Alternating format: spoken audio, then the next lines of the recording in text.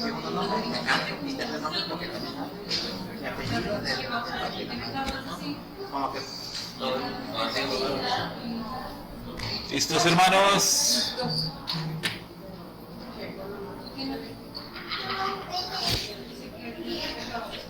Bueno, ya estamos empezando.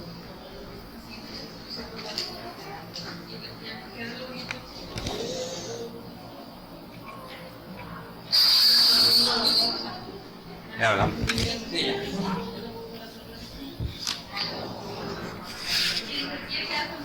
Ok, nos tardamos un poquito porque teníamos dificultades aquí técnicas. Ya. Ya quedó. Bueno, estamos en la serie de las cartas del Rav Shaul, estamos en la segunda de los Corintios y hoy nos toca el capítulo 9.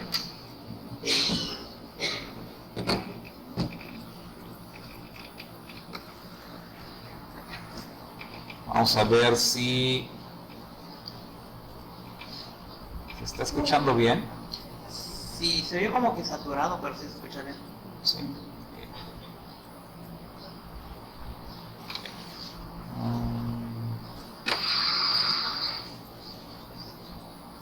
Sí, se oye muy.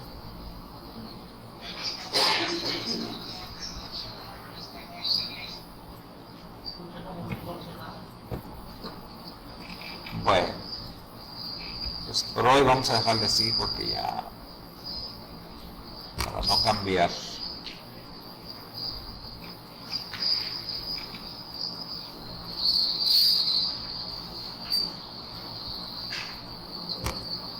Bueno, ya todos tienen su hoja por ahí, ¿verdad?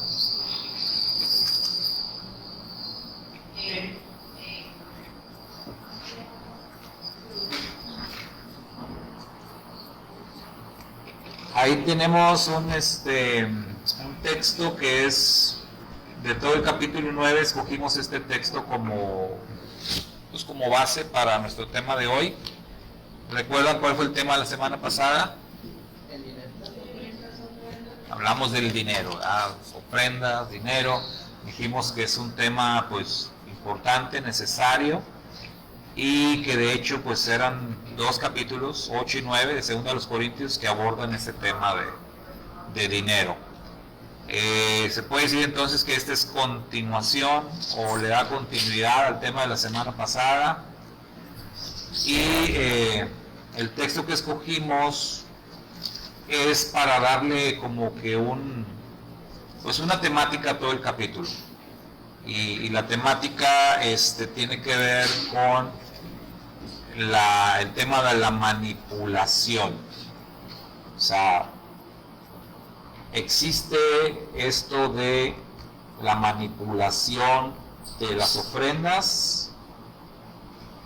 Pues es lo que vamos a ver, es lo que vamos a estar comentando. Entonces ahí vamos alguien que nos ayude a leer el texto primero, 2 de los Corintios 9, 5. Bueno, todos tienen hoja, léanlo todos, por favor. Así que creí necesario exhortar a los hermanos israelitas a que se adelantaran en ir a ustedes y prepararan de antemano su generosa ofrenda, ya prometida, para que la misma estuviera vista como braja y no como un acto de extorsión. Muy bien. En esta versión, que es la versión de un Nuevo Testamento hebraico, dice no como un acto de extorsión. Vamos a ver otras versiones para ver cómo traducen esa parte. Otras Por este versiones. motivo tuve cuidado de pedir estas cosas a mis hermanos para que fueran a ustedes antes que yo y prepararan la ofrenda que desde hace tiempo habíamos escuchado que estaría lista como ofrenda y no como codicia. No como codicia. Entonces, fíjense. Dice, será un regalo sincero y no algo obtenido por medio de presión. ¿Por medio de qué? De presión. De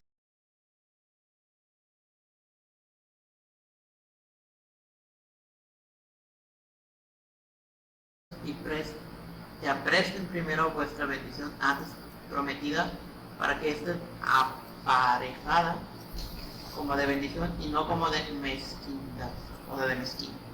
Okay. Mezquindad, extorsión, presión, codicia. ¿Allá?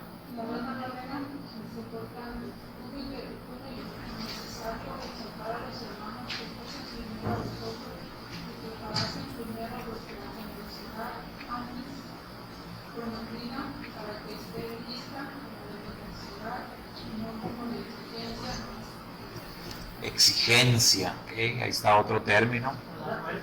La textual. A la fuerza. Dice, tuve por necesario pues exhortar a los hermanos para que se adelantaran en ir a vosotros y prepararan de antemano vuestra contribución generosa, prometida hace mucho tiempo, a fin de que esté preparada como bendición y no como exigencia. Muy bien. Bueno, ahí, a ver, hermana Blanquita.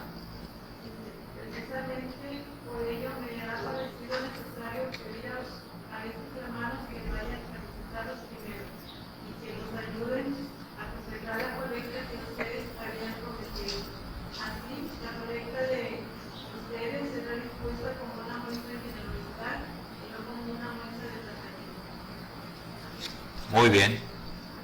Entonces vemos ahí en las diferentes traducciones diferentes términos que nos ayudan a darnos cuenta. O sea, Pablo está expresando que quiere que la ofrenda que van a dar los corintios, para lo que ya habíamos hablado la semana pasada, una ofrenda de apoyo, de ayuda para los santos en Jerusalén, que esto sea una bendición y que no, pues todo esto, ¿no? Que no sea algo mezquino, que no sea algo a la fuerza, que no sea que lo están dando bajo presión, que no sea porque, no, me lo están exigiendo, o, como mencionamos en el título, que no sea tampoco algo manipulado, ¿sí? Que no sientan que los están extorsionando, sino que sea algo, como va a explicar el capítulo, algo que se da voluntariamente, que se da con generosidad, que se da con alegría, etcétera. Entonces, no así como algo manipulado. Bueno, empezamos con un comentario. Ahí dice que Pablo previó, o sea, Pablo hizo algo para prevenir este asunto, o sea, que no fuera algo manipulado, que no fuera algo que se sintiera como una exigencia. Él previó esto de una manera muy inteligente, no tener que presionar, manipular a los corintios para dar, ya que las ofrendas se deben dar por generosidad y no por manipulación. Pablo lo previó todo de manera inteligente porque siempre que ya está encima una situación económica, no vas a poder evitar la tentación de manipular, aunque sea de manera muy sutil. Esto es un principio muy importante para quienes tienen un ministerio, que nunca sientan la presión de iniciar un proyecto o de sostenerlo, que sea Dios quien lo haga. Cuando tú inicias algo, cuando eres tú quien lo empieza, tú lo vas a sostener, porque fuiste tú quien quiso iniciar ese proyecto, no fue Dios. El problema es que cuando ya no fluyen los recursos que se necesitan para sostener ese proyecto, entonces es cuando te puedes ver tentado a manipular, extorsionar, presionar y así obtener recursos. Cuando Dios está guiando algo, no tienes que pedirle a la gente. Dios es capaz de solventar sus propios gastos y no necesita de nuestro dinero. Si nosotros le damos, no es porque le vayamos a hacer un favor o porque le haga falta, es porque a nosotros nos hace falta. Nosotros necesitamos dar. Bueno, eso es un breve comentario respecto a este asunto de las ofrendas manipuladas. Entonces, primero, ¿creen que existen las ofrendas manipuladas? Sí, ¿verdad? Sí, claro que sí, es un tema, pues sí, controversial, duro, difícil, pero muy real. Muy, muy real. Entonces, el Ran Shaul no quería que eso fuera a pasar ahí en la congregación de Corinto, ¿verdad? No quería que se sintieran así, manipulados. Entonces, él tomó acciones y ahorita en las preguntas tenemos nada más 4 preguntitas para este tema, para este capítulo. Nada más que algunas respuestas pues sí pueden ser un poquito extensas. Así que vamos rápidamente a la pregunta número 1, que dice: ¿qué acciones llevó a cabo Saúl para prevenir el manipular a los corintios con el tema de las ofrendas? ¿Qué acciones, hermanos? Y aquí nos podemos, ¿verdad? Otra vez regresar un poquito atrás al capítulo 8 o tomar nada más lo que nos dice en este capítulo 9. ¿Qué acciones él llevó a cabo para que los corintios no se fueran a sentir ni presionados, ni manipulados, ni que se les estaba exigiendo, ni nada de eso? Pues mandó por eso a que los exhortaran, ¿verdad? Les explicaran. Okay, mandó mensajeros con tiempo, Para que les explicaran. pero notan que ahí dice algo, que esta ofrenda, los corintios, como que desde tiempo atrás, ellos ya habían hecho una promesa. Entonces, podemos asumir que a los corintios ya se les había planteado esto, ya se les había hablado de la necesidad que había en Jerusalén, con los santos, ¿verdad?, en Jerusalén, y que ellos ya habían dicho que ellos iban a cooperar, que ellos iban a dar una ofrenda.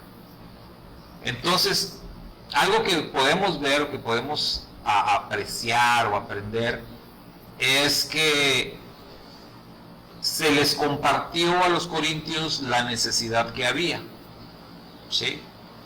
O sea, así lo podemos entender. Porque si no, o sea, ¿de dónde nace el hecho de que ellos quisieron? Porque no dice que se les pidió, sino, pero ustedes habían hecho una promesa, ¿verdad? De hecho, ustedes dijeron que ya tenían ahí separado, ¿no?, unos fondos para esto. Y eso fue una. Entonces podemos decir que qué acciones se llevaron a cabo. Pues seguramente primero se les habló de la necesidad que había. ¿Sí? Es un ejemplo, ¿verdad? Como aquí nosotros surge una necesidad y planteamos la necesidad, ¿verdad? Hablamos de esto. Ahorita tenemos una necesidad allá arriba con los niños y lo hemos platicado, lo hemos planteado, hermanos, hay esta necesidad, los niños están pasando mucho calor allá arriba. Entonces se plantea la necesidad. Si en base a esa necesidad nosotros decimos o alguien dice, hermano, pues vamos a hacer esto, ¿no? Que hasta ahorita todavía, por cierto, no hay nada en concreto, pero en base a esa necesidad podemos decir, vamos a hacer esto. O hermano, yo propongo esto o aquello, o cooperamos, o a lo mejor alguien dice, hermano, yo compro un clima, o que sea. Pero todo parte de exponer una necesidad. O sea, uno dice, hay esta necesidad. Hasta ahí. Y esperas. O sea, no exiges, no nada, sino nada más planteas. Seguramente así les plantearon a los corintios. Los hermanos en Jerusalén están pasando una situación muy difícil. Están ahí, ¿verdad?, rodeados por el ejército romano. No los dejan ya recibir suministros. Se les están acabando las provisiones. Pronto van a tener hambre al punto que van a poder morir de hambre. Entonces les plantearon todo. Los corintios dijeron, no, nosotros vamos a mandar recursos. Entonces esa fue una acción. Y al parecer, como que pasó tiempo y como que los corintios pues no mandaban lo prometido, ¿no? Entonces, como que algo estaba pasando. Entonces el Rab Shaul, ¿qué hace? Manda a algunos de sus colaboradores, y todavía, fíjense, no los manda así como, la ofrenda. No, los manda como a compartirles testimonios, a decirles, oh, fíjense que los hermanos allá de tal parte ya juntaron o están juntando.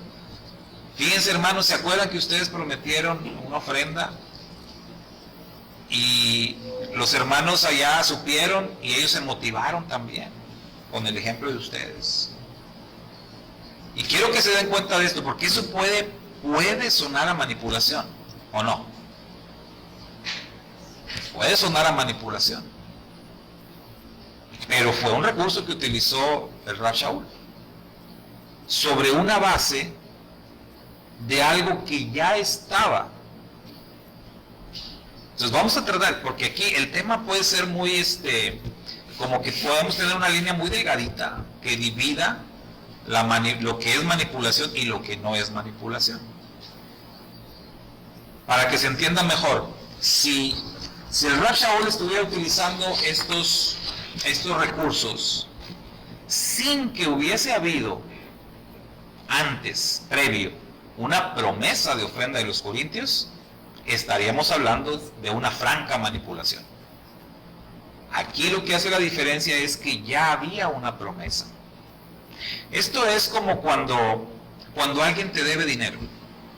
Supongamos que alguien te debe dinero y tú no eres bueno para cobrar. ¿Cuántos aquí no son buenos para cobrar? Pues no presten, hermano. ¿Para qué prestan? No anden prestando si no saben cobrar. Si no son buenos para cobrar, mejor no presten. Pero bueno, sí, te da pena. Entonces tú puedes decir, si alguien viene y te pide prestado, oiga, hermano, me presta. Hermano, es que a mí me da pena cobrar, mejor no presto. ¿Sí?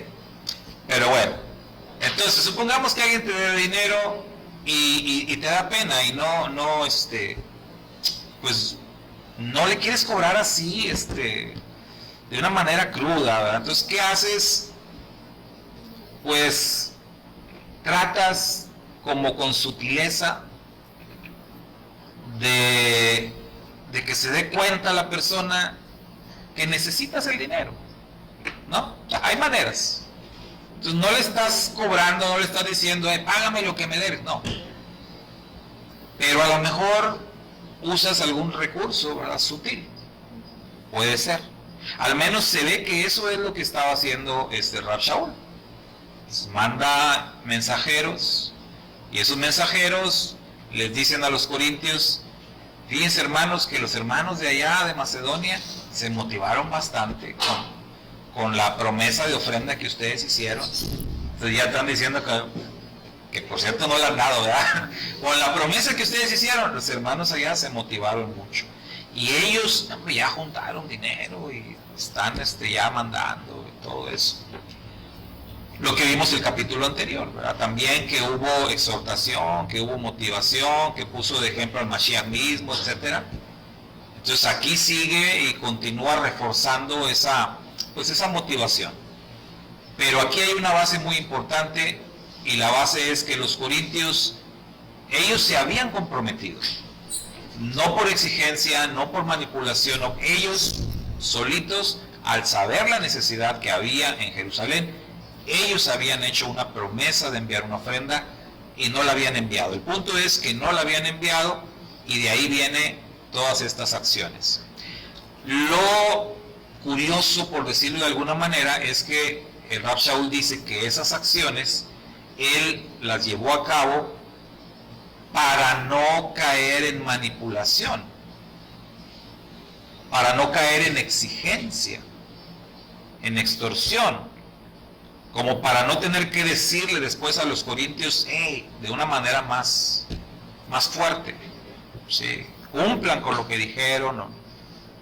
Entonces él tomó acciones y por lo que vemos, esas acciones fueron pues muy sutiles, ¿verdad? Fueron acciones sutiles, con palabras de motivación, sí, con ejemplos, ilustrando con el mismo testimonio del Mashiach, etc. Varias cosas hizo el Rab Shaul para que los corintios se motivaran a cumplir con su promesa de ofrenda, ¿sí? pero sin que se sintieran presionados, obligados, manipulados, todos los términos que vimos.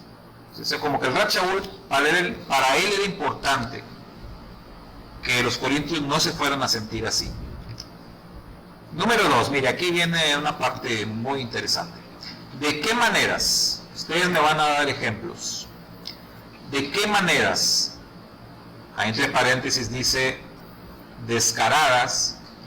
Le puse descaradas porque cuando estaba haciendo el escrito, créanme que no encontraba una palabra que fuera como lo contrario a sutil. Entonces le puse descarado, ¿no? Pero ¿qué puede ser? Cruda, pues sí, obvia, dura, no sé. Pero es que sí hay, ahorita vamos a ver que sí hay unas formas muy descaradas, muy sinvergüenzas, sí, la verdad. Ahorita lo vamos a ver. Bueno, ¿de qué manera? Descaradas y sutiles se puede llevar a cabo una manipulación para obtener ofrendas. Ejemplos, sí, pero no van a responder. Yo pienso que cuando la persona está en mucha necesidad, a veces por las oraciones, he escuchado yo pastores que te piden ofrenda y vamos a orar por ti, pero necesito que deposites tanto o des tanto de ofrenda. Y es una forma descarada de estarte pidiendo cuando tú necesitas. Ok. Sí. Yo iba a decir como que a través de un ejemplo que yo escuché que me platicaron es como a través de la administración, de que jueguen con tus emociones, ponen música así como que es tranquilita y empiezan a orar y te pedimos bendición y prosperidad y algo está pasando y luego el hermano que pase va a recibir bendición y entonces todos empezaron como que a pasar y quien quiera más bendición que pase y así porque creo que querían comprar un terreno o algo así. Entonces todos querían llevarse esa bendición y empezaron y entre más se echara pues más bendecido te ibas, se supone. Ok, sí. Muy bien, hermana. Sí, era muy parecido a lo que traen, explotan la fe y la necesidad de la persona. Entonces, como saben manipular, tocan esas fibras sensibles de la necesidad que tiene la persona, ya sea económica, de salud, y ellos son motivados a porque lo manejan como una prueba física de tu fe. Entonces, aunque parte es cierto, está muy manipulado. Sí es cierto lo que Karen comentaba, y a veces es todo un entorno que ponen de manipulación preparado, y pues a eso lo conocemos como el Evangelio de la Prosperidad. Sí. Sí. Lo común es que ya está un hombre tiene la ministerio. ¿Un nombre? El nombre del Evangelio de la Prosperidad. Ah, sí. O sea, cuando apelan mucho a la Evangelio de la Prosperidad, si sí. tú das, te regresa 100 veces más. Sí. Entonces empiezan como que a mover tanto la ignorancia como la necesidad y la fe de la persona. Son varios aspectos que manejan. Es porque aplican también con el profeta Elías, cuando en Israel no había agua, había sequía, y cuando dicen pues traigan agua para llenar el pozo. Como que utilizan también eso, pero como que manipulan de forma tan toda descarada. Astutas. Son muy astutos. La historia del profeta, porque saben que la gente no lee las escrituras. Nada más como que tienen la noción y a partir de ahí como que hacen una conexión, ¿vale? Como que y ya, como que juegan mucho con ignorantes de la gente porque saben que hay gente que es ignorante porque no se da el tiempo, por así decirlo, de leer la Biblia y entender el contexto. Y más, si agarras textos aislados sin entender el contexto del mensaje de ese texto, entonces puedes formar prácticamente toda una administración de todos los textitos aislados y conocer el contexto. Cuando recién llegamos a lo que era en aquel entonces la misión, el Mesías, en el 97, recuerdo que una de las primeras cosas o acciones que llevé a cabo como pastor fue quitar el canto oficial de ofrendas que tenían las hermanas en ese tiempo, porque siempre se recogían la ofrenda y empezaban todas a cantar: la ofrenda, la ofrenda, la ofrenda es del Señor, si tú das un peso el Señor te da dos. ¿Qué es eso? Sí, pero el mensaje es, órale, bien manipulador, ¿verdad? Eran 50 que me decían. Sí, claro. Porque cualquier persona que llegue y pues, ¿a poco sí? No, pues doy 100. 200. O sea, entre más más me da. Entonces es un mensaje así, medio, todo lo que dijimos ahorita, ¿no? Manipula, extorsiona, exige. De hecho, yo, un ejemplo que yo me recuerdo mucho a la historia con la Iglesia Católica, cuando fue creada la Ciudad del Vaticano. A ver, de lo que yo tengo entendido, es que de las ofrendas que daba la gente, casi que obligado, porque no podían ejercer otra fe, sinceramente. Y aparte, también tenía el hecho de que si un familiar muere, entonces su alma se queda en el purgatorio, y pues tienes que dar como que ofrendas de forma constante y hacer misas para que oren por su alma. Para rescatarlo de ahí, para sacarlo de ahí. Pero es que yo lo recuerdo más porque creo que vi el por qué Martín Lutero como que repudió a la Iglesia Católica y se fue a crear el cristianismo. Y fue eso, o sea, como que todo el dinero que fueron acumulando, o sea, recaudando, y no solamente de otro lugar, porque eran varios reinos europeos, de España, de Francia, de todas partes, y fueron acumulando esa riqueza para construir el Vaticano, porque de hecho él se dio cuenta, aunque él era un ministro, era un sacerdote de ahí, él se dio cuenta de que, oye, este dinero se supone que era para estas cosas clave, pero no, gran parte de ese dinero se está yendo a Italia, al Vaticano, y están haciendo allá las reformas para construir toda la sede. Y ahí fue donde pues, ya se retiró y pues ya pasó lo que pasó. Se hizo muy famosa la frase, ¿no? En ese tiempo de tan pronto como cae la moneda en el alfolí, la urna, ¿no? Y el alma salta del purgatorio. O sea, hasta ese punto. Así le vendían, era como el eslogan en ese tiempo. O sea, tan pronto, hermano, y tú das tu ofrenda, y el alma de tu difunto, ¡pum!, sale del purgatorio. O sea, así de efectivos somos. Así que échale. En esa campaña que lanzaron, como dice Iván, en ese tiempo, que finalmente tuvo algo bueno. La motivación para que Lutero, Calvino, Zwinglio y otros se unieran y viniera la reforma, ¿verdad? Entonces, pero ahí estaban manipulando, era una manipulación a gran escala, ¿sí? A gran escala, utilizando el tema de, pues, ¿qué más, no? Que las almas se salvaran. Sí.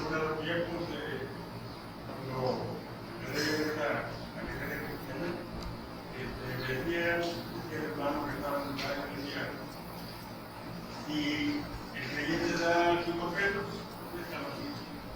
pero le da $10, él está en el interior. Pero si da $1,000 o $2,000, le da por el de la peso. Yo me reí. Realmente me reí, ¿cómo es posible? Sí. Yo me decía, y no sé qué, no sé qué, no se lo daban regalado. $1,000 ya estaban dentro del cielo, nadie me hablaba. Manipulación. No, pues Todo el mundo le creyente. acá aquí sabemos, ¿verdad? De una iglesia que está aquí del otro lado, que ahí te acomodan según tu ofrenda. Sí, no vamos a dar nombres aquí, pero ahí tú entras al templo y ¿cuánto va a ofrendar, hermano? No, pues $20, no, pues eso para arriba. Allá están sentados los de 20. No, yo voy a dar mi. No, usted venga acá adelante. Ahorita le traigo un vasito de agua. Sí, no estoy inventando. Hay congregaciones así. Entonces, y ustedes lo han visto. ¿A poco no han visto videos así ahí en Facebook y eso? A ver, hermano, pásenle todos los que van a dar $1,000. Quiero puros de $1,000 aquí enfrente. Oh, no, yo decía, hermano, tú vete para allá. Si Dios dice, tú vete para allá, tú espérate. Aquí quiero ahorita puros de 1,000 enfrente. Eso sí se puede decir descarado, ¿no? Sin vergüenza. Fuerte, pero pues, ¿cómo le decimos a ese tipo de ofrendas? Una manipulación descarada, Y, bueno, exigencia. Ahora que yo me congregaba también hace muchos años, ¿verdad? Ahora sí que conocí. Yo sí sabía, hermana, pero los demás. Así es. Entonces uno dice, bueno, pues voy a dar $1,000 porque mi necesidad es mi grande. O sea, te manipulan tanto, ellos están ignorantes, que tú abres la Biblia y dices, no, sí, pues sí lo dice. Sí lo dice. Entonces, y ves las iglesias famosas, y ellos dicen, es que necesitamos reparar el avión para ir a no sé dónde, como misioneros. Y tú te lo estás creyendo, pero realmente necesitas entendimiento de ellos. Y gran parte de su predicación, yo creo que más de la mitad del tiempo que tú estás ahí, te están pidiendo de diferentes formas, hasta que logran su objetivo. Y todavía al final, ya cuando terminó todo, todavía les vuelven a repetir. ¿Sí? Entonces, y así es, si estás en la radio, es lo mismo, escuchas un poquitito de la palabra y el resto del tiempo es exhortar a que exhortar. Y la gente se está, y los templos están llenos, pero es la necesidad que realmente uno tiene que la están manejando y la gran ignorancia también. Y una vez me preguntó una persona, me dijo, hermano, ¿y cómo explica usted que una persona que mandó su ofrenda de $100 para recibir respuesta a su oración, recibió respuesta a su oración? Entonces, ¿sí funciona? Digo, bien fácil. Porque lo que da respuesta a tu oración es la fe. No es el dinero, es la fe. Y para dar $100, mira que se requiere fe. Pues no fue el dinero, pero decía la hermana, las personas creen sinceramente y dan la ofrenda de corazón y con toda sinceridad. Y obviamente, si obtienen respuesta a su plegaria, pues con mayor razón, ¿verdad? Siguen dando. Pero eso no quita la manipulación de los que están ahí, orquestando todo esto. ¿Sí? O sea, el Eterno, recuerdan, hace rato lo decíamos, el Eterno de todo, el Eterno siempre hace algo bueno. El Eterno no va a dejar a las personas que de buena fe están dando su dinero, que se están esforzando, el Eterno les va a bendecir. Pero hay de aquellos por los que vienen los tropiezos, ¿verdad? También dice la Escritura. Bueno, ahí tenemos entonces estos ejemplos de formas descaradas, sinvergüenzas. Pero ¿qué sería una forma sutil? O sea, algo no tan descarado, pero algo más sutil. Pues sería Manipulación sutil. cuando realmente se necesita para proyectos. O sea, como que sí, la necesidad existe, pero en el momento que como que comienzan ya como que a aplicar mucho ese tema, como que pues te están como que obligando sí o sí a dar porque te sientes mal, de que cada rato te lo repiten de una forma suave, como que necesitamos esto y tal, a la semana siguiente o al siguiente día, necesitamos esto y tal, y eso a punto, y así siguen, y así siguen. Muy bien, se utilizan también pues la palabra. Hace rato decía la hermana, hasta en una oración, ¿verdad? Puede alguien estar orando y ahí en la oración sutilmente te hace ver o te hace sentir mal o te está como que manipulando para que des. Entonces hay maneras sutiles. Algo importante que pusimos aquí en el comentario es, cuando un proyecto es del Eterno y nace en el corazón del Eterno, pues el Eterno lo va a sostener. Pero tenemos que reconocer que muchas veces va a haber proyectos que realmente nacieron en nuestro corazón. O sea, que no fue algo que vino del Eterno, que nació en nuestro corazón. Y cuando un proyecto nace en el corazón de una persona y la persona lo empieza, vamos a decir un pastor, un líder, comienza un proyecto, si no fue el Eterno el que se lo puso en su corazón, lo más seguro es que va a empezar a tener dificultades para sostener ese proyecto.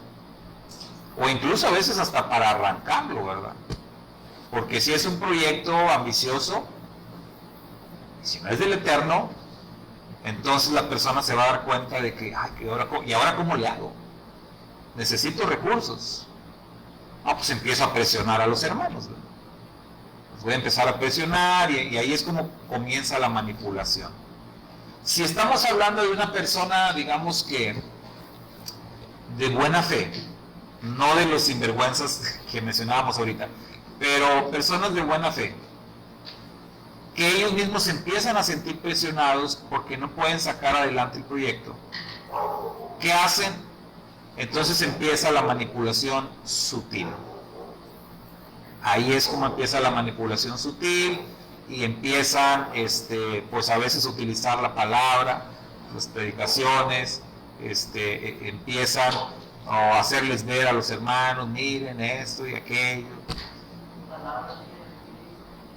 Sí, o fotos o videos, o qué sé yo, ¿no?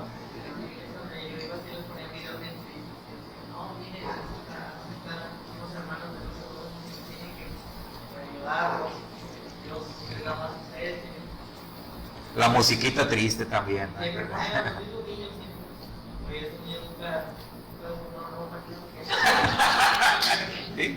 Sí pasa. Entonces, sí, lo de la musiquita, digo, luego me da risa porque cuando hacen campañas evangelísticas, ya ven que luego siempre el pianista lo empieza con la musiquita bien tranquilita, así como para que se relajen. Sí, hermano.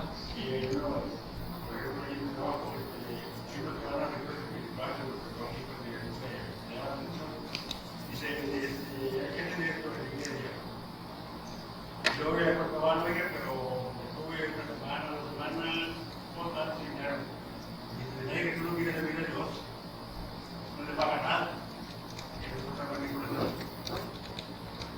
Sí. Y empieza para, porque tú no quieres hacer servicio a Dios, va a pagar toda la semana, y la semana que viene, y la semana que viene, bueno, eso también es legal. O de otra forma, que la escritura dice, que en el mundo, que cogerá todo.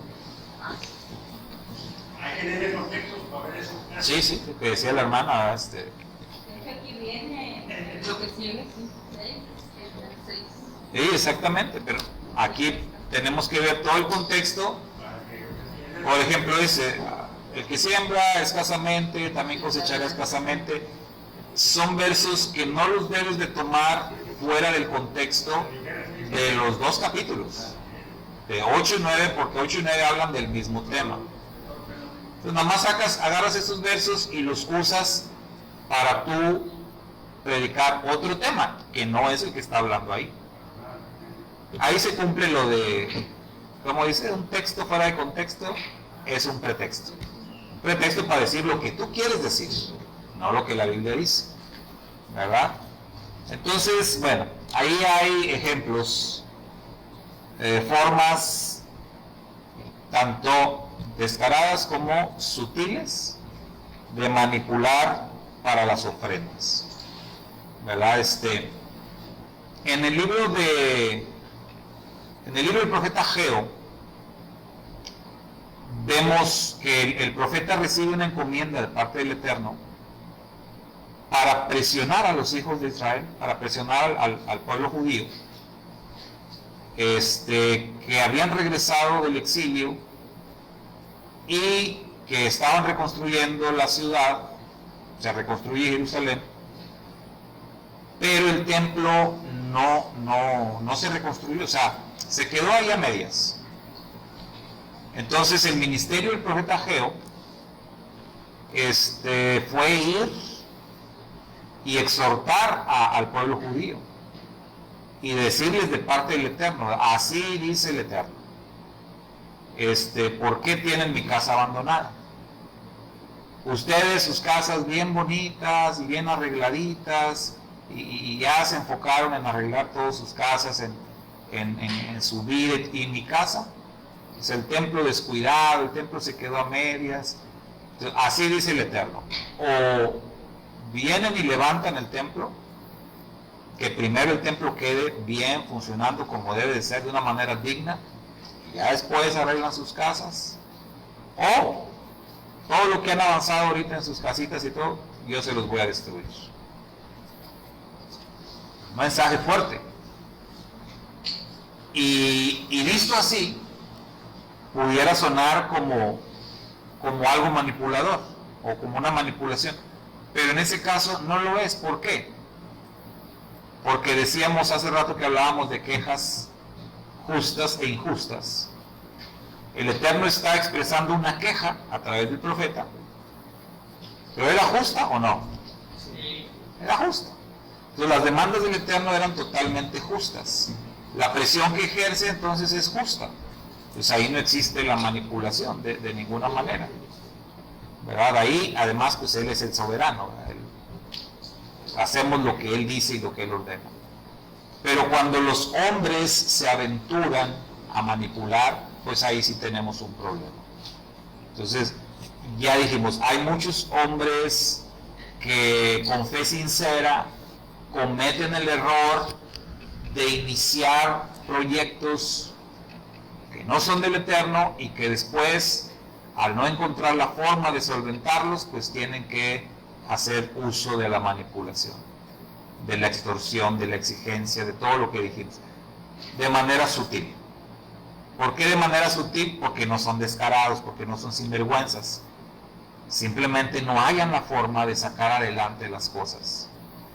Y quizás no alcanzan a reconocer, oye, pues es que esto no era del Eterno. Realmente necesitamos bastante madurez para reconocer lo que dice aquí al principio, que cuando algo nace del corazón del Eterno, el Eterno lo sostiene.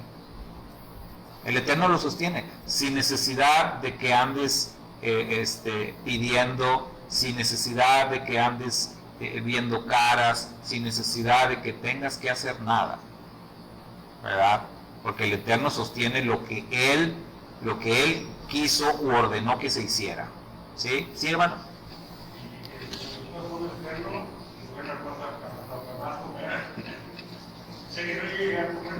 No, sí. Sí. Y cuando las cosas del Eterno no las enseñan, pues de cabeza. Sí, o sea, por ejemplo, el profeta que es alimentado por cuervos, usted sabe que los cuervos normalmente son relacionados con maldad, ¿verdad? Son aves de rapiña. Sí, bueno, eso sí, no sé, pero así dice el dicho, ¿verdad? Cría cuervos y te sacarán los ojos.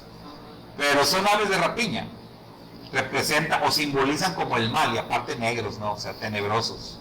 Los usan para la brujería y para cuánta cosa.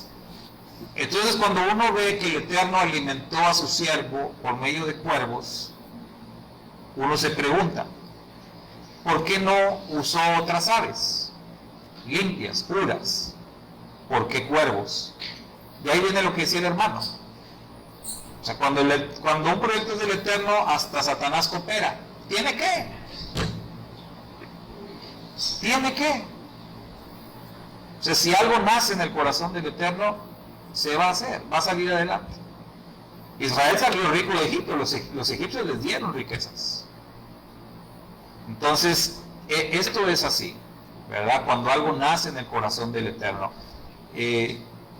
Yo tuve la experiencia de mi última etapa que fui tesorero de una convención regional, cuando estábamos dentro de la denominación cristiana.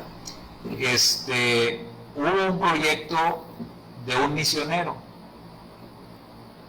pero este proyecto sea, ahora lo entiendo, ¿verdad? Nunca fue un proyecto del Eterno, fue un proyecto de los hombres. Y que incluso como esa convención a la que pertenecíamos estaba dividida en sectores, el sector de Matamoros y el sector de Reynosa eran los sectores fuertes. Entonces el proyecto lo presentó el sector de acá de Reynosa.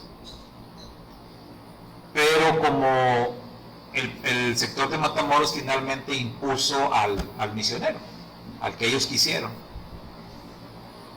Y entonces hubo ahí una lucha y finalmente, ok, quedó el misionero de Matamoros, pero en un sector de acá, de este lado, que fue una ciudad incluso que está allá por Nuevo León, ¿verdad?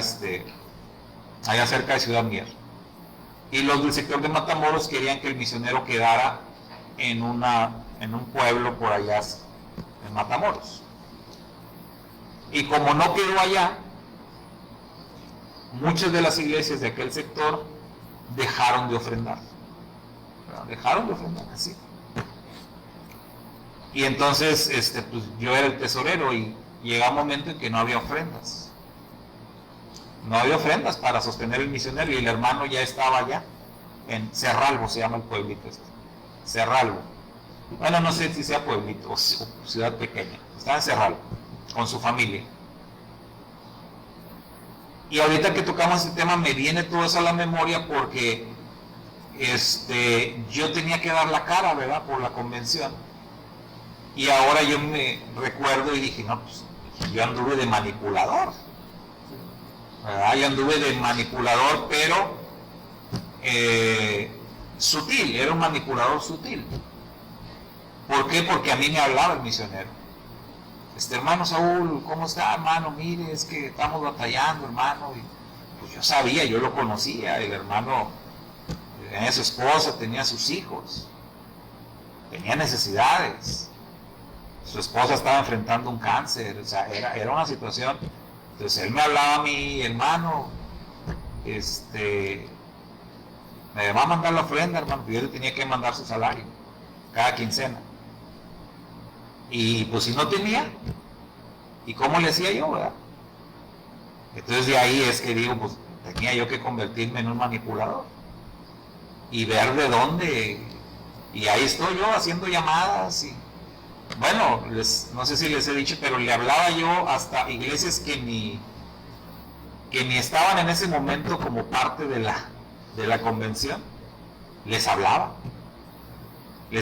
para decirles, oye, hermano, fíjate que, ¿cómo estás? Y mira, es que te hablo porque mira, tenemos un misionero allá en tal parte y pues está necesitado y no hay dinero y, oh sí, hermano Saúl, ¿cómo no?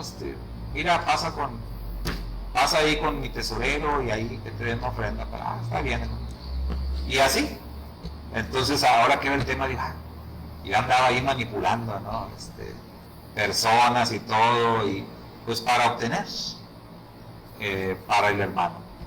Entonces esa fue, de hecho, fue la causa o la razón por la que yo terminé renunciando a todo eso, porque sí sentí que pues ese proyecto se había,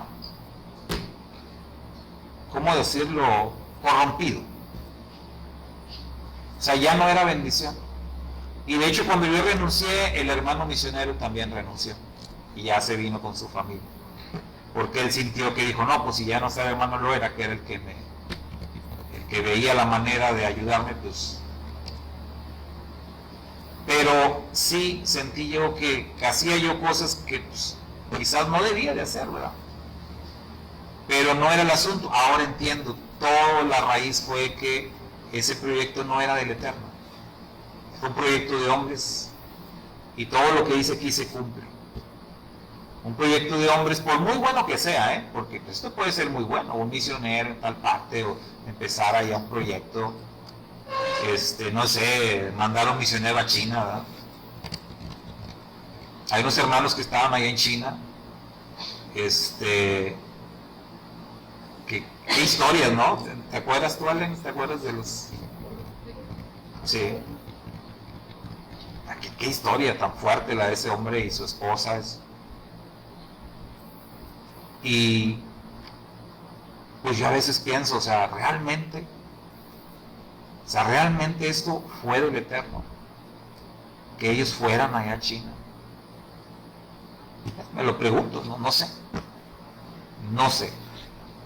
pero lo cierto es que hay muchas cosas que hacemos los creyentes diciendo que son de parte del Eterno y a veces no lo son. Cuando vemos sobre todo esto, ¿verdad?, que algo que nace del corazón del Eterno, el Eterno lo sostiene.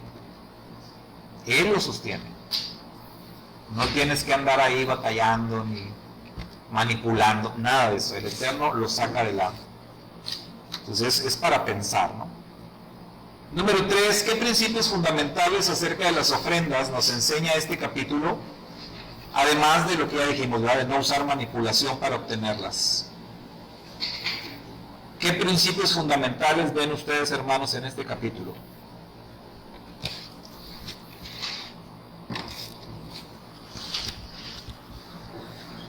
Les ayudo. Uno, es que las ofrendas deben de ser voluntarias. Ese es un principio. ¿Qué otro principio? La actitud al ofrendar nos dice que no con tristeza, no por necesidad, porque Dios ama al dador alegre. Entonces la actitud importante, debes dar con alegría. Con alegría.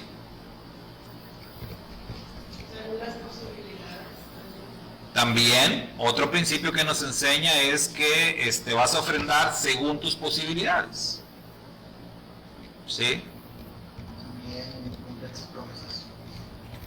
Otro principio que aprendemos que está implícito ahí, hablando de los corintios, es que uno debe de cumplir con la palabra pactada, con la promesa. Sobre todo si estás hablando de una ofrenda, tú prometiste una ofrenda, bueno, cumple. Eso también.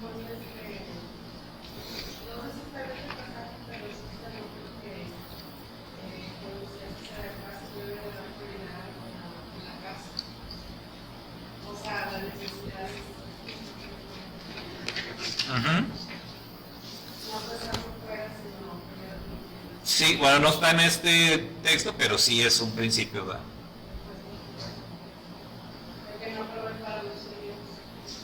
Sí. Y el texto que dice que primeramente a los de la familia de la fe. O sea, siempre va a haber pobres, siempre va a haber necesidades, pero empieza por la casa, ¿verdad? Esto era algo que también en su momento con la congregación, ¿verdad?, en aquellos años, que luego, no nada más con lo del canto, luego también teníamos la femenil, y ya ven que los que supieron cómo funcionaba la femenil, pues era tremenda, ¿no?, la femenil.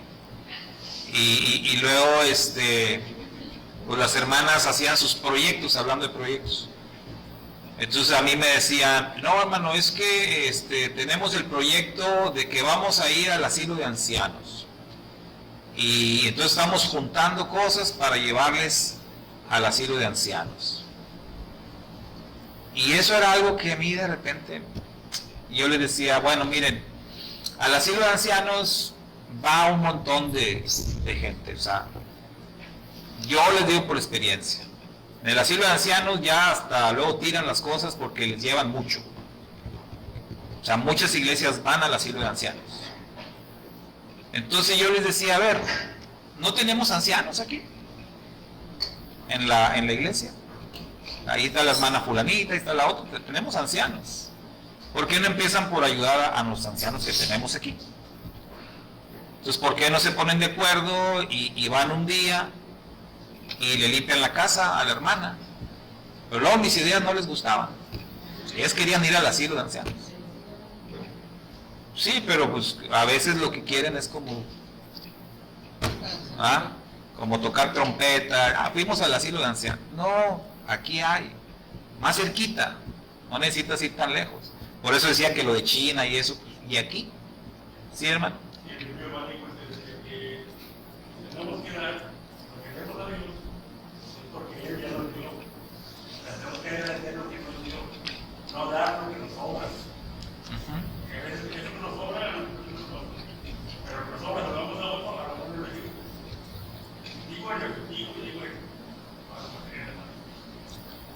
van a cuenta desde, pues ya tengo 2 cosas de retorno, ¿por qué vas a hacer? Ahí así es. Pero bueno, eso ocurre mucho, ¿verdad? Ocurre bastante. El ministerio de la cárcel, por ejemplo. No, pues que queremos ir a la cárcel, también me dijeron las hermanas, que queremos. Y bueno, pues pues roben un banco o algo y rápido. No, pues sí, fuimos, las llevé a la cárcel, al penal. Yo les dije desde un principio, van a tomarlo en serio y van a perseverar, que no vaya a ser una emoción nada más.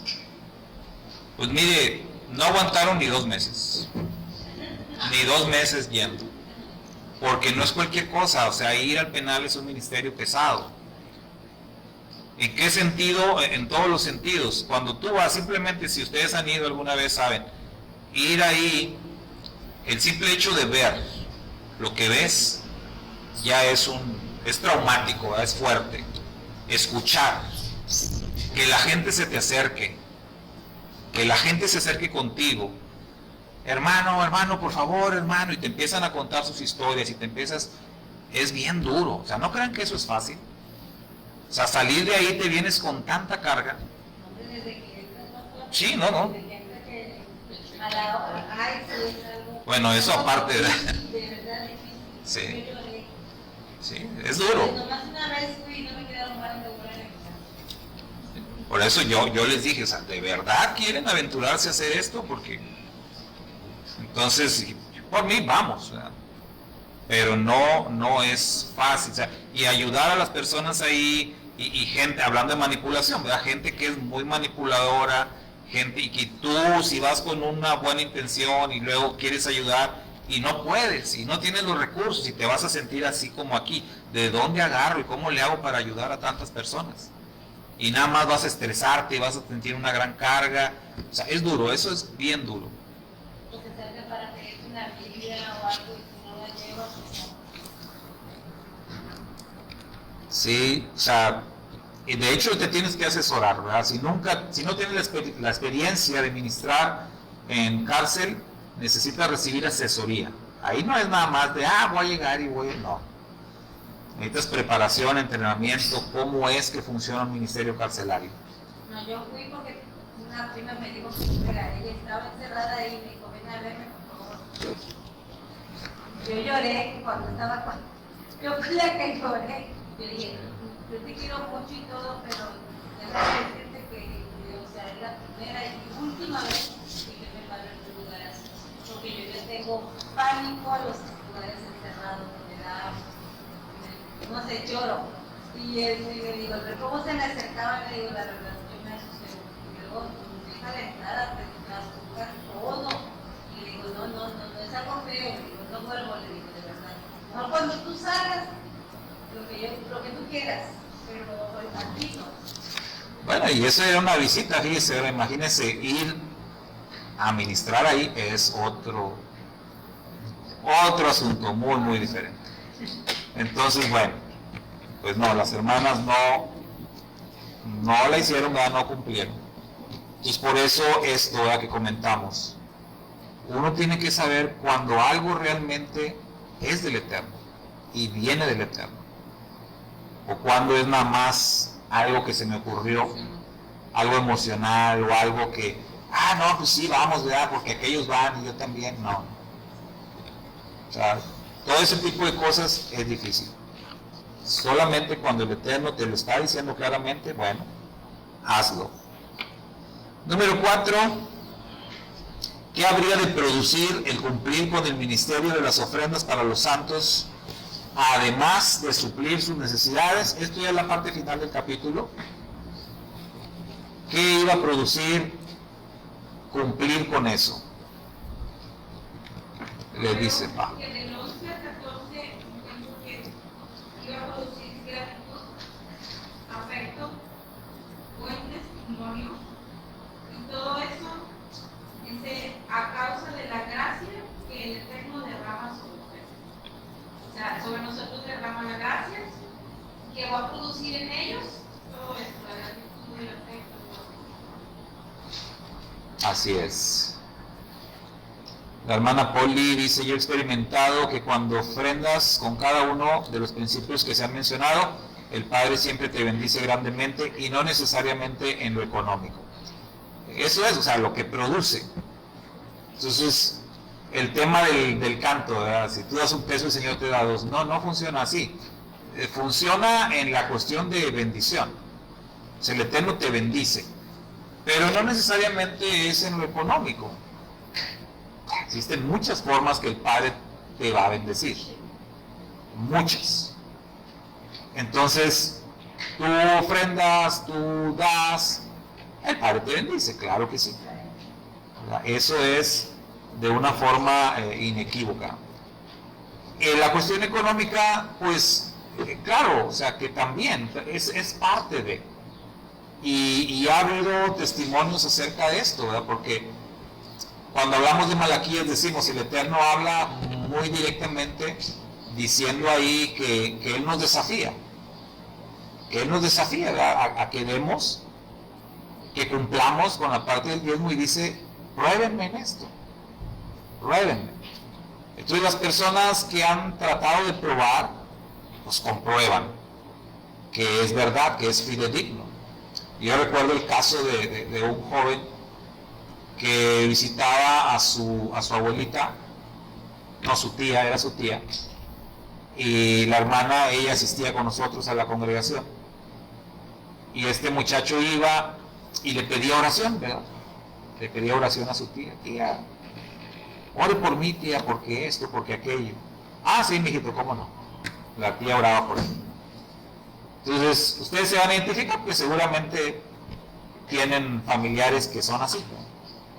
Que ellos pues luego no quieren saber nada de Dios, pero pasan por alguna situación, y ¿a dónde vienen? Con ustedes. Oye, tía o hermana, o tú que vas a la iglesia, o tú que estás más cerca de Dios, te dicen, no, ora por mí, y oran, y sí, y el Padre los bendice. Y ellos siguen igual. Pues así este muchacho siempre iba con la tía, y ya un día la tía le dijo, oye, mijito, como que tú ya me agarraste de tu mensajera, de tu recadera, no sé cómo, pues ya, acompáñame a la iglesia, pues si tú realmente crees, pues vamos. Ah, tía, es que esto, que... Bueno, ¿no quieres ir? Entonces, échale. ¿Qué, tía? ¿Ofrenda? Ah, tía, ¿me va a cobrar? No, no va a cobrar, es justo que es una ofrenda. Dios te ha bendecido mucho, dame una ofrenda. Y entonces, bien curioso, ¿verdad? Porque entonces el muchacho empezó a enviar ofrendas por medio de la tía. Y pues no, o sea, él no asistía ni nada, pero mandaba sus ofrendas. Porque pues cuando él necesitaba, iba con la tía, y la tía oraba. Y de veras, hermanos, o sea, siempre había respuesta a la oración. Entonces son cosas así, ¿verdad? Que ocurren. También he tenido testimonios de hermanas que sus esposos no asisten o no tienen la misma fe que ellas, no quieren a veces dar diezmo, pero las hermanas los convencen, y cuando dan el diezmo y luego ellos ven, oye, sí funciona, no, ahí está, y ya dan el diezmo sin chistar, pero porque comprueban. Pero eso es algo que está ahí en la Escritura, eso no está como que, vaya, no es un tema para discutir. Ahí está, y cualquiera lo puede comprobar. El Eterno dice, pruébenme, pónganme a prueba. Y hay muchos casos para verificar. Entonces, bueno, volvamos a la pregunta: ¿qué habría de producir? Pues, gratitud, bendición, bienestar, glorificación, ¿verdad? Del Eterno. El Eterno se iba a glorificar. ¿Qué más? ¿Qué más dicen los últimos versos del capítulo? Fe. Un resultado importante iba a ser la fe, o sea, la fe se va a acrecentar, ¿verdad? Se va a fortalecer. ¿Mande? Justicia también. Si entonces se fijan, hay resultados en el terreno de lo espiritual muy interesantes de algo material, porque estamos hablando de una ofrenda. La ofrenda es algo material. Sin embargo, todas estas cosas espirituales que se mencionan ahí al final del capítulo son el resultado de cumplir con una ofrenda, cumplir con un apoyo en este caso, y que era para los santos que estaban en necesidad. Entonces, cuando vemos eso y si lo aplicamos a nuestra vida, nos damos cuenta que también hay muchas maneras, ¿verdad? Cómo nosotros podemos glorificar al Eterno, dando ofrendas a personas que están en necesidad. Y vamos a ver el cumplimiento de todos estos principios. Nada más claro, como dice ahí el mismo capítulo, que cumplamos con ese perfil que se debe de hacer al momento de dar una ofrenda. O sea, que sea voluntaria, que nazca del corazón de las personas, que no haya manipulación, ¿verdad?, de por medio. Porque ya cuando hay manipulación también, pues, el sentido original se pierde. ¿Sí? Ahora, lo más importante, también podemos concluir, es la fe. Y recuerden que cuando decimos fe, estamos hablando de fe obediente. O sea, cumpliendo ese requisito, la ofrenda, sin lugar a dudas, va a ser de bendición. Entonces ahí eso es lo que vemos en estos dos capítulos: tema de las ofrendas, tema de dinero, tema controversial, pero dentro del contexto de una necesidad. Todo aquí tenía que ver con la necesidad de los santos en Jerusalén. Todo lo que se diga fuera de ese contexto, pues ya es tema de otros, ¿no? De lo que alguien quiere decir. Y cuando lo vemos así, algo muy que hemos aprendido o que hemos confirmado más en las raíces hebreas es estudiar las escrituras siempre dentro de su contexto. Siempre dentro de su contexto, para no cometer errores, ¿verdad?, de enseñanza o estar enseñando herejías. Entonces, estos capítulos, cuando ya los vemos así, vemos, ok, sí el tema es el dinero, sí el tema son las ofrendas, pero dentro del contexto de una ayuda para hermanos necesitados. No en el contexto de una ofrenda para, ¿qué dijo, hermana? Reparar el avión o de otra cosa. O sea, ya si lo sacas de contexto ya no vale. Sí, hermano.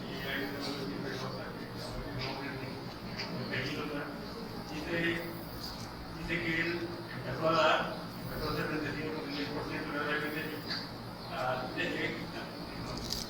entonces dice, no puede dar el 20 y le fue mejor. Puede dar el 30 y le fue mejor. Y él estaba viendo con el 100% y el 50% lo está dando a varias iglesias.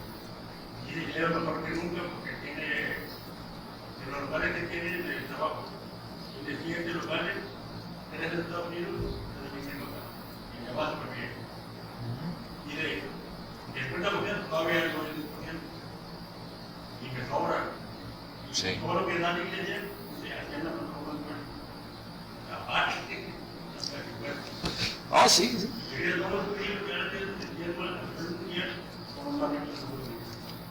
Así es. Sí, porque esa parte, digo, ahí está en la escritura, o sea, eso es una fórmula que no falla.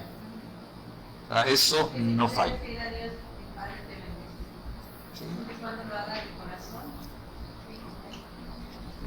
Así es. Todo lo que, las razones por las que el tema de ofrendas, el tema del dinero es polémico y controversial, es por los malos testimonios, ¿verdad? De malos siervos, malos manejos. Por eso es un tema delicado. Por eso, no porque, o sea, la Biblia siempre habla de dinero, siempre habla de ofrendas, siempre habla de diezmos, siempre habla de todo eso. Pero se ha vuelto así por los malos manejos, por la mala administración, por eso se ha vuelto un tema delicado y difícil de tratar. Pero cuando hay o sea, el buen corazón, cuando hay la fe, cuando hay la claridad, cuando hay el contexto bíblico, pues vamos a estar bien, ¿verdad? Primeramente el Eterno. Sí.